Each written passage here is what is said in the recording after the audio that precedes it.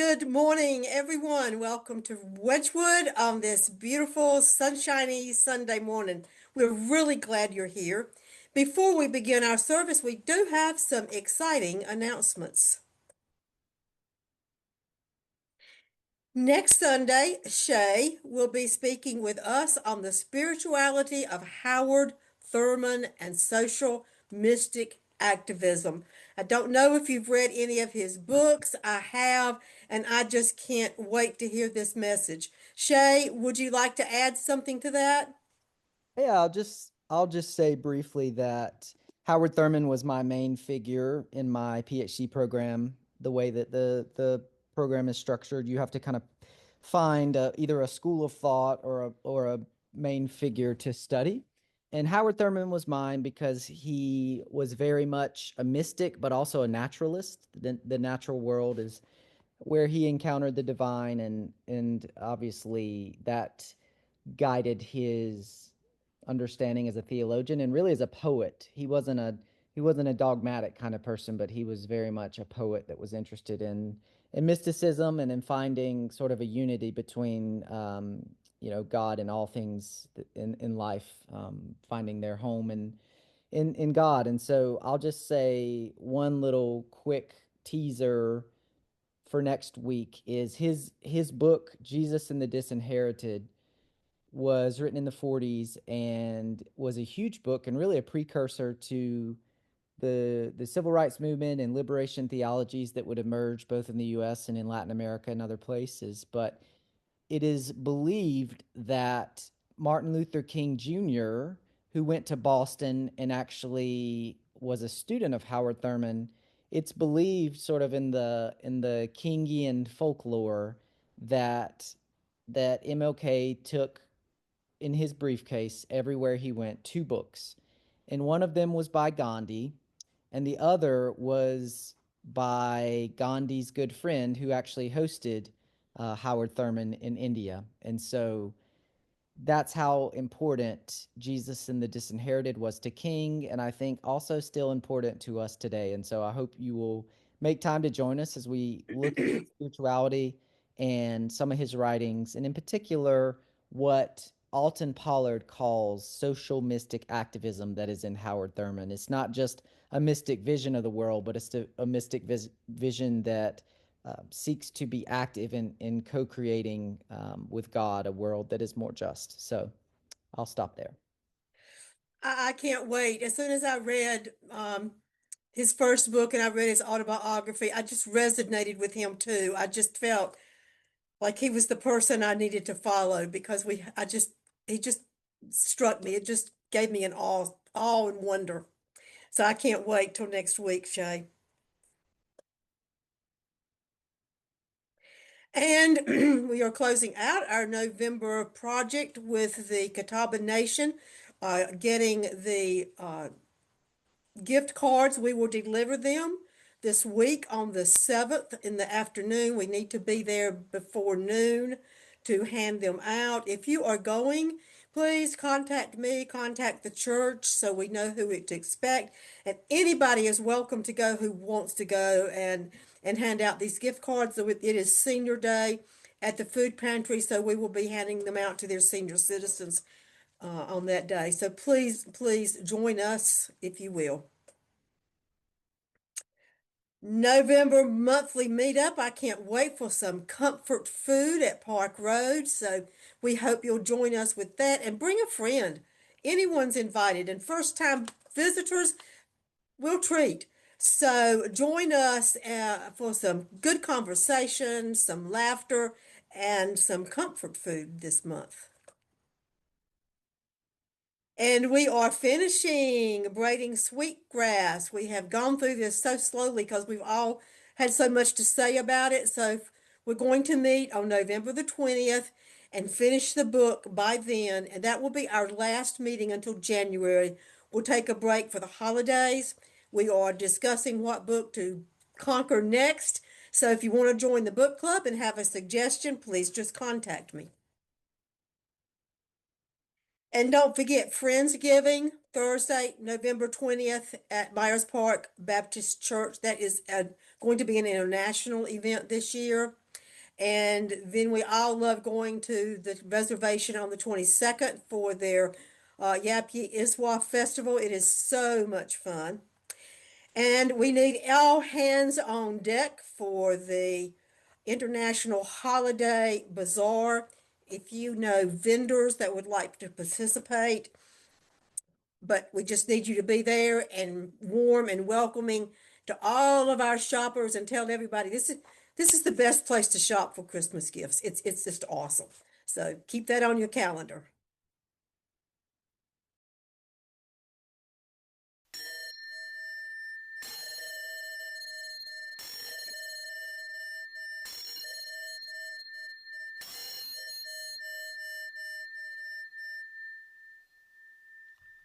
Welcome home.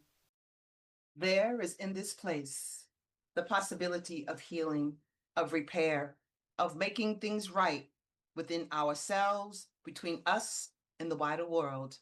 We gather around this light of hope as we share this time together. Amen, Ashe, and may it be so. And again, welcome. We're glad you're here.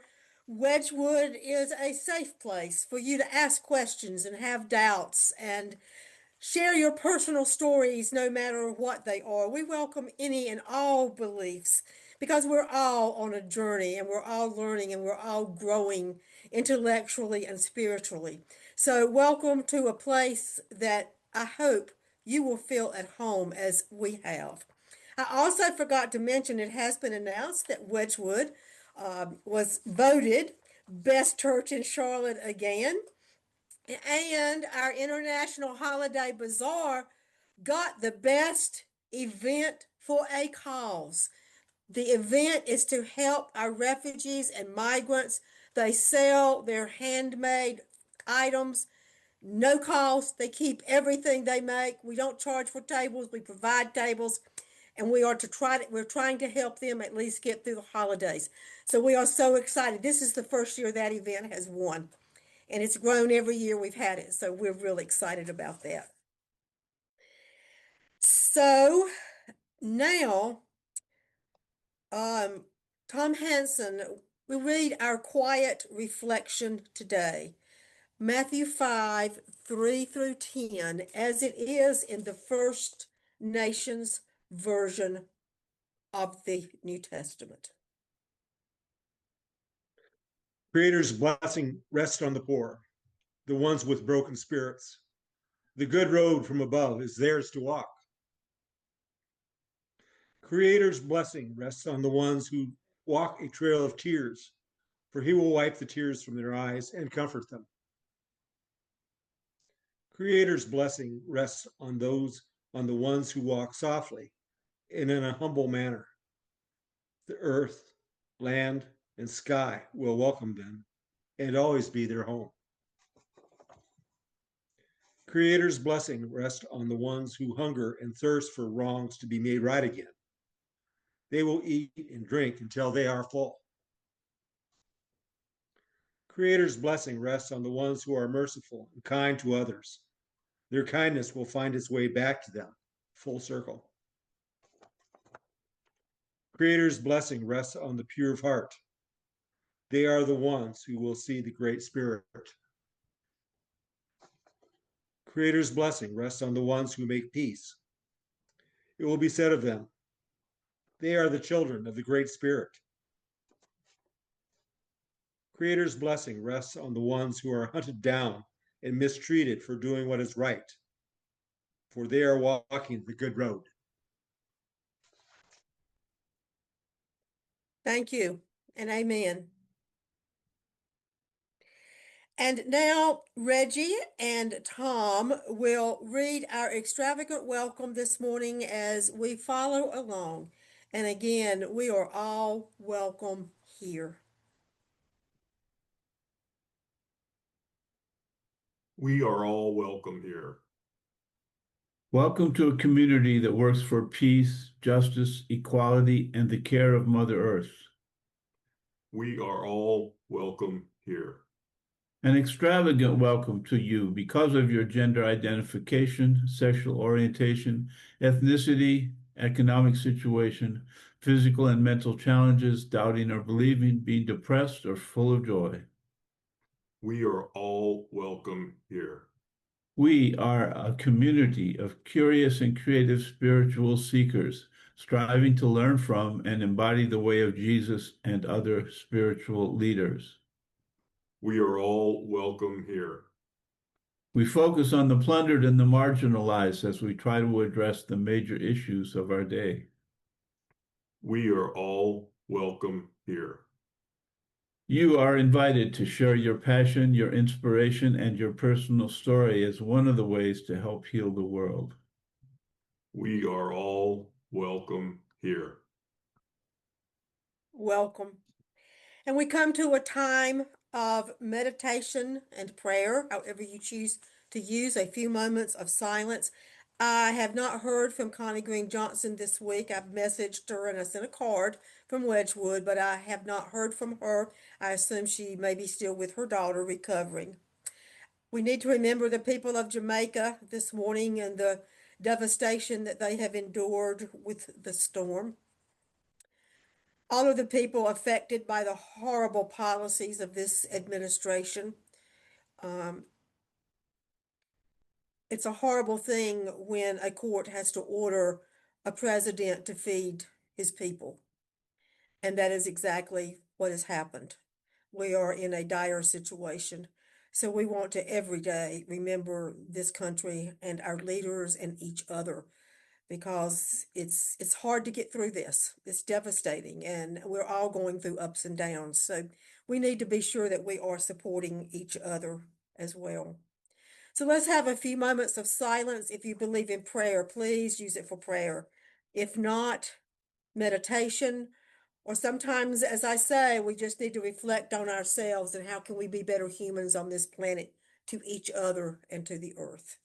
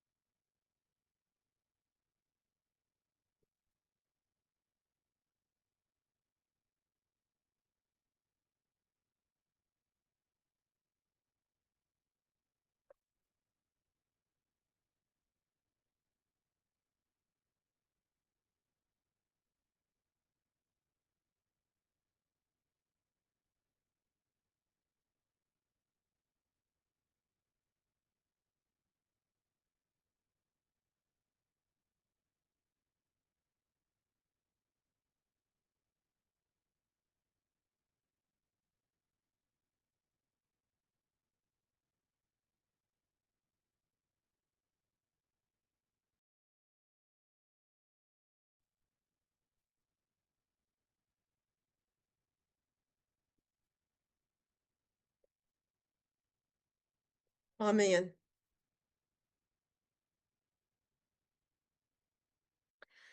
The Beatitudes that Thomas read for us this morning, as we often call them, may be one of the most familiar in all of Scripture. I think we're all familiar with that part of the New Testament. Some people say it is an ultimate blueprint for living. But do we really understand what that means? As we mark what some people call All Saints' Day, Remembrance Day, Day of the Dead, it is tempting to put saints on a pedestal. If we look around churches, we see saints on stained glass windows, in wood carvings, in marble statues. But to think of a saint in that way may reduce them to just being merely decorative, as we walk by and say, oh, what a beautiful carving. Oh, what a wonderful statue. This day is a call, and actually, I think we should look at it as a challenge to every one of us. This day is like a dare. It dares us to be more, to do more, to be better, to be a saint. We may laugh at that and think sainthood is a noble ambition. But is this something we can realistically expect to attain? I say yes. Because the great truth about all the saints is that they were just like us. Nobody is born a saint. They were flesh and blood, strengths and weaknesses, people of ambition, people of disappointments, vanities, eccentricities. They were simple, imperfect people just like the rest of us. The simple but reassuring fact, again, is that nobody is born a saint. It's something you become. It's our journey. Sometimes those who become saints aren't the ones we would expect to be saints. They may be the filthy, the rejected, the outcast, the homeless, people like Benedict Joseph LeBray. He grew up the son of a very wealthy, prosperous shopkeeper, but he felt the call to give up everything and follow Jesus. He spent his life wandering from church to church in Rome, sleeping outside, barely bathed, never washed his clothes, always had an odor. People were repelled by him. But the purity of his devotion and his love of God moved and inspired those who saw him day after day. And when he died at the young age of 35, priests of Rome preserved those filthy clothes as relics and buried him in one of the churches that he loved so much. Today, he is the patron saint of the homeless. In the 1920s, if you had to pick a woman who was the least likely candidate for sainthood, it might have been an outspoken anarchist with a strong opposition to capitalism and the U.S. military. She was from Brooklyn, Dorothy Day. She worked as a journalist and she spent many nights hanging out in the bars, drinking with famous writers like Hart Crane and Eugene O'Neill. She had an abortion and a brief marriage. And after being drawn to Jesus, her conversion led her to embark on a radical ministry to the poor, one that is still changing the world today. She started the Catholic Workers Movement, a pacifist movement that combines direct aid for the poor and the homeless with non-violent direct action on their behalf. She practiced civil disobedience, which led to her being arrested many times. The last arrest was when she was at the age of 75. Later in life, people began calling her a living saint, and she would rebuke them and say, "Don't call me that." She felt that holding her up as a special saint removed her from the messy, daily reality of the work that she was doing. The admiration of strangers was not welcomed at all. She would say, "Why do they want to talk to me? I am just an old woman who lives upstairs." If these people were not just motivated by curiosity, but were truly interested in the work and vision of lifting up the poor, they would want to talk with the young people who are making the soup, planting the garden, putting out the newspaper, walking the picket line, and going to jail with me. And today, she is a candidate for sainthood in the Catholic Church. So don't dismiss any of the saints. They're closer to us than we may realize. They've struggled with the same temptations. They've walked the journey towards holiness. Sometimes they stumbled, sometimes they fell, but they always got back up and moved on, resolving to do better and to be better and to aim higher. They worked to be what Jesus called meek, humble, kind, merciful peacemakers. And this is how we begin to become what Jesus called blessed and what the church called saints. Meek, humble, kind, merciful peacemakers. It's a tall order, But this day reminds us, whether we realize it or not, that this kind of greatness is within the grasp of each of us. All Saints' Day beckons us to be something beautiful. It reminds us of our own great potential, the promise that lies within each of us, even in these most difficult times. It is the promise that was fulfilled in the people that we're going to remember this day. People who were our models, our companions, our inspirations, our guides, people who made us laugh and smile. They give us hope, and they assure us again that no one is born a saint, but every one of us, by the grace of God, can become one.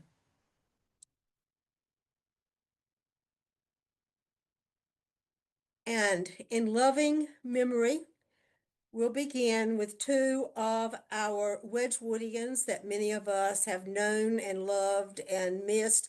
And honestly, I think about both of these people a lot. The first one, Bill Van Fleet. Oh my goodness, what a character. He was very well known in the religious and intellectual community of Charlotte, but he didn't go to any church until he found Wedgewood. He worked a majority of his life as a psychotherapist, helping families and individuals overcome their mental health and emotional difficulties. And most of all, he loved, with capital letters, ballroom dancing. He went ballroom dancing several times a week. And in fact, his memorial service was held in the ballroom where he went to dance. And I was so privileged to speak at that. Bill began studying and creating a philosophy that he called humanity. He started a group of Wedgewood that met every 2 weeks at Mug's Coffee Shop on Park Road to talk about philosophy. He started a group that met at Wedgewood to talk about the religion he created for himself called humanity. And what he said about humanity: we should do that which will promote not only the survival of our species, but also the good life for every single creature on this planet, for now and in the future. Meaning joy, contentment, and appreciation, inflicting as little pain and suffering and disability and early death as possible. Therefore, I wish to do my part to make the world a better place within my sphere of influence and within the limits of my capabilities. And I know that indeed he did, because all of us that came into contact him were better for it. And remember Bill Van Fleet this day and many days. And Donna Carter. Oh my goodness, here's another real character. Donna Carter graduated from Geringer High School. She was a native Charlottean and was voted class clown. Donna was active at Wedgewood Baptist Church when we were associated with, all the way back to its early associations with the Southern Baptist, serving as an usher, a deacon, a Sunday school teacher, and many other roles in the church. But she always had a funny line for you. And after taking the plunge at the age of 40 to go to comedian school, Donna performed all over the country. She performed regularly on the Carnival cruise lines. She worked everywhere, and this is what she says: from A-list comedy clubs to the chicken wire honky tonks. She always had a way to make you smile. Donna had found her calling, and she loved every single minute of the journey, bringing joy to people all over the country. When she became ill with cancer, she finally settled in Nashville, where she had performed a great deal in the comedy clubs. And in fact, one Wednesday night here, when we used to have Wednesday night services, prayer meeting was called off for everybody to go to the comedy club and hear Donna perform. She was a wonderful, wonderful person. And Donna was with us every single Sunday till the day she passed. She would come on and she was all hooked up to oxygen, but she wanted to be with her family at Wedgewood on Zoom. Sometimes she didn't even show her face. Sometimes she was too weak to talk, but we would all talk to Donna, knowing that she was there. She loved this church so much. Her memorial was held at the church building. And again, several of us went, and I was honored to speak. So here are two Wedgwoodians that I call saints. Bill, who made us think deeper, and Donna, who taught us to laugh and smile even when things get tough. And I know that all of us who knew them were better for it. I know that I certainly am. Now we open it up to anyone that would like to share someone who's had an influence on your life, someone you've loved and lost recently, long time ago, famous person you never even met, but they had an impact on you, pets, anything at all that you would like to share.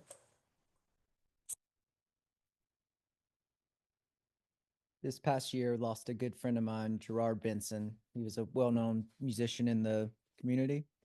Yeah. Played bass on Monday nights jazz club at Petra for 30-something years. Played a good bit with me at Covenant, and he had his struggles with health, but he got pneumonia and was actually supposed to play on a Sunday.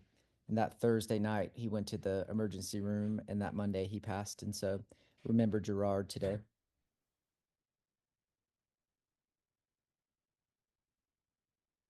The gift of music. I want to remember my mom and my grandmom. They're both gone, and but I feel like they're still here with me in some way in spirit. I feel like my mother is living through my daughter in some way. You know, she's a lot like my mom, but she doesn't know it. I see different things in her. I'm like, oh my god, that's like grandma. Anyway, so I miss them dearly. Every now and then I think about them and I shed a tear, and it's a good tear. And I miss them both. My mom passed away at 49 of breast cancer. And I miss my dog Rondo.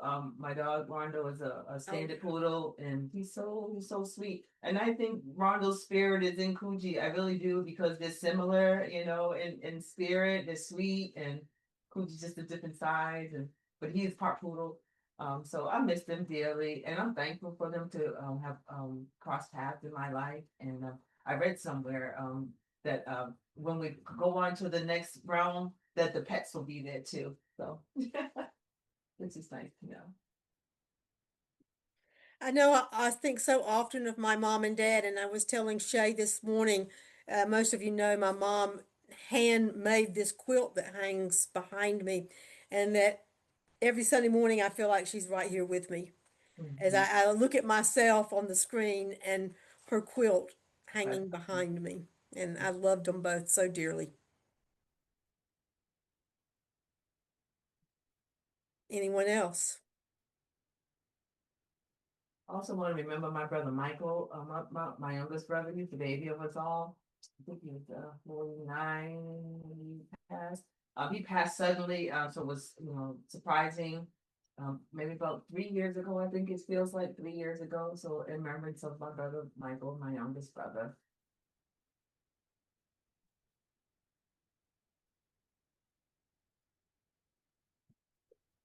I like to remember my grandparents, Arthur and Vina Richardson. They were married in 1910, and they were farmers, farm with horses. And my granddad was a very good shot, so the guys from town always liked to go hunting with him because they always got their limit. Uh, and whatever anyone shot was split up between everyone, I think. But he went on a hunting trip in 1932, and his friend shot his leg off right through the shin. Mm. And that took him down for 2 years. Mm. He had to have 2 operations on it. He wound up with the wooden leg. How they survived, I do not know. But I thank him for it.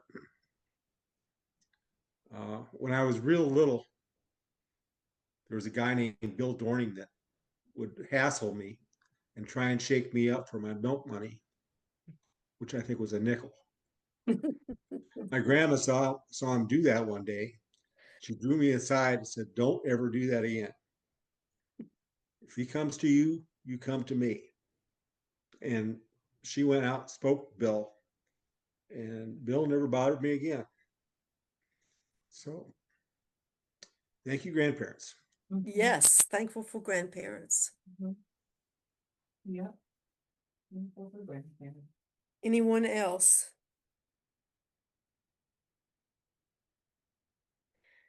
Well, our musical reflection today is you are the wings beneath, you are the wind beneath my wings.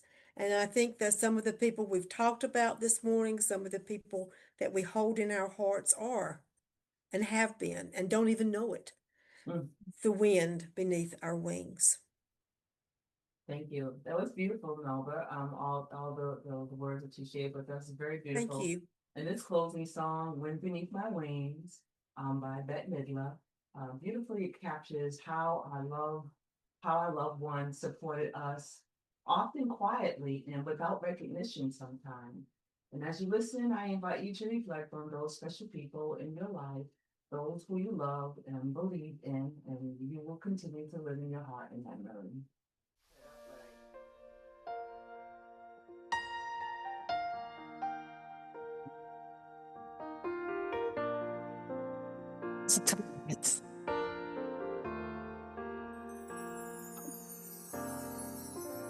It must have been cold there in the shadow to never have sunlight on your face. You were content to let me shine that way. You always walked a step behind.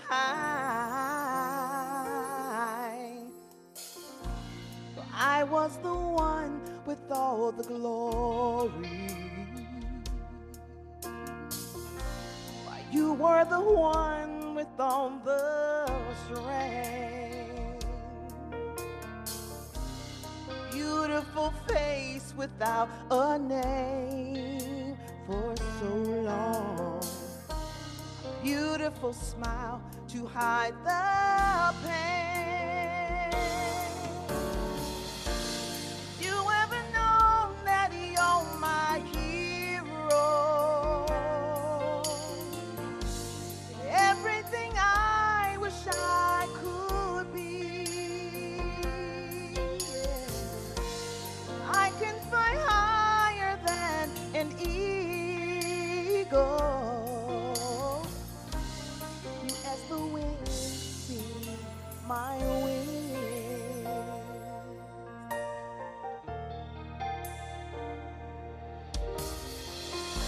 It might have appeared to go unnoticed, but I got it all here in my mind. I want you to know I know the truth. 'Cause I would be nothing without you. You ever know that you're my hero? Everything I wish I could be. Yeah. I can fly higher than an eagle. You as the wind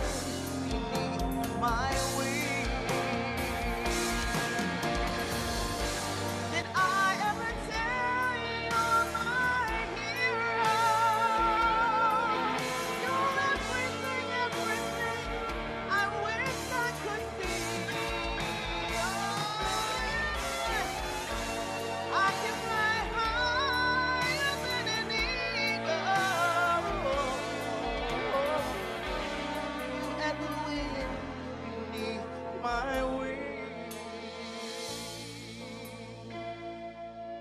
Oh, the wind beneath my wings. I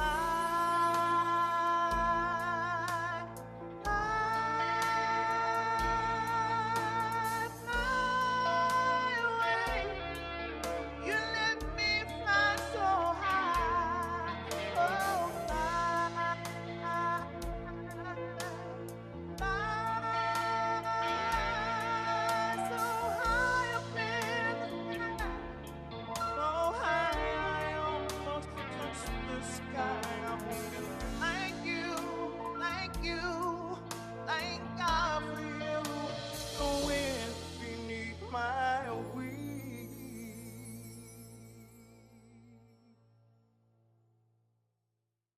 It was beautiful. Thank you, Shanti. You're welcome. Absolutely beautiful. And now we just want to let you know how much we appreciate your support of Wedgewood, whatever you could do to help with our social justice mission.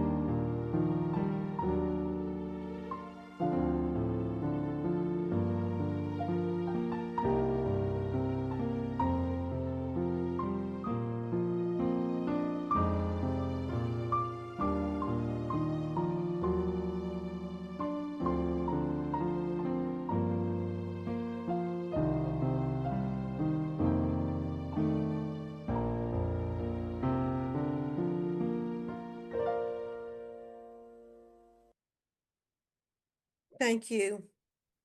What is our call to action today? What are some of the things that we can take from this service this week in the way we live our lives? What have we learned from some of the folks that have been shared with us this morning? I think that we should continue, or I should continue to reach out to people to see. My call to action is to reach out to some of my elderly relatives and just tell them how much I appreciate them and how much I love them, and just to get a little bit closer as we remember the people that we've lost. So Thinking about Donna Carter this morning makes me remember you got to smile some. These are hard times. And I've got some CDs in there of her performing if anybody ever wants to borrow them. Maybe I need to put one on and laugh a little bit some days because we forget to smile. I'm going to continue helping people as I like to do. Ashanti, we can't hear you. Oh, don't know why. Okay. Anyone else? All right, think about these folks who were our inspiration this morning as you go through your week. What's good this week? There are good things happening everywhere. What are we thankful for? What were the blessings this week? What made you smile this week? Anyone? I have a funny story I can tell you that made me smile this week. My aunt just turned 91 years old. And oh my goodness, she has been such an inspiration to me my entire life. And so she said to me when I talked to her, she said, well, Melba, I'm done with 91 and now I'm working on 92. And she said, I'm getting better every year. And I said, Joanne, that is great. And she said, last year I was in a wheelchair. This year I'm up walking around. I can't wait to see what I'm doing next year. And it was just so inspiring to me. And some of her girlfriends, all in that same age range, wanted to give her a birthday party. So they gave her a birthday party and she went to the person's house and they were sitting around talking and they had bought little gifts of nothing stuff, for her. And she had opened those, and then somebody said, "Well, it's time to eat. Let's go eat. What are we having to eat today?" The person who was supposed to bring the food has dementia and forgot that she was supposed to bring the food. So they all just laughed and laughed about it. And my aunt, who's 91, said, "Everybody sit calm and still. I'm going out and get us some food and I'll be right back." So they had a good time, but she was laughing. She said, "Melba, don't ever tell somebody with dementia to bring the food." I said, "I will remember that, Aunt Joanne." So she was exhausted from partying all week when I talked to her. So that was a blessing for me to hear her feeling so good and so happy. That is great. Now you can hear me. Oh, okay. I see what happened. That's great. That's a funny story. It is a funny story.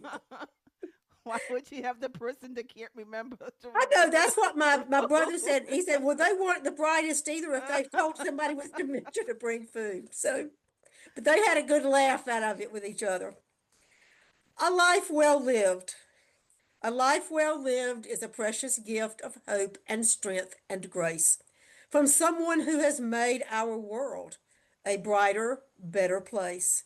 It's filled with moments sweet and sad, with smiles and sometimes tears, with friendships formed and good times shared and laughter through the years. A life well lived is a legacy of joy and pride with pleasure, a living, lasting memory our grateful hearts will treasure. And that's an anonymous writing. And now Ashanti will close us out. Yes, that was beautiful. Thank you for sharing.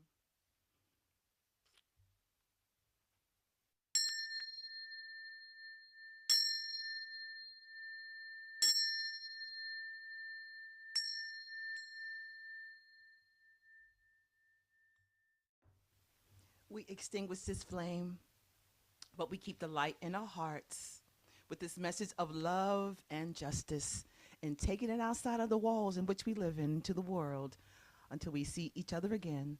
Amen, Ashe, and may it be so. Now go in peace.